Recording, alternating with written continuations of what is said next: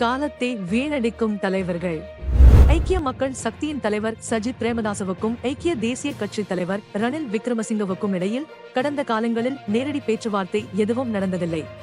ஆனால் இரு தரப்பினரையும் ஒன்றிணைப்பது பற்றி நிறைய பேச்சு இருந்தது. பொதுவாக ரணில் ஜனாதிபதியாக நாடாளுமன்றத்திற்கு வந்து தனது கருத்துக்களை தெரிவிக்கும் போது ரணில் மற்றும் சஜித் இடையே நேருக்கு நேர் சந்திப்புகள் இருக்கும். ஆனால் அந்த சந்திப்புகள் இருவருக்கும் இடையே சூடான விவாதத்தில் முடிவடைந்தன. நல்லிணக்கத்தில் அல்ல. கடந்த ஜனாதிபதி தேர்தலின் போதும் அதற்கு பிறகும் கூட சஜித்தையும் ரணிலையும் யாரும் ஒன்றாக பார்க்கவில்லை.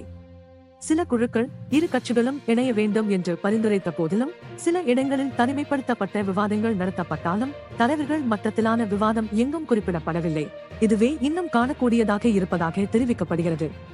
இருப்பினும் இந்த இணைப்பு இரு கட்சிகளுக்கும் நேரத்தை வீணடிப்பதாக உள்விவகாரங்கள் கூறுகின்றன.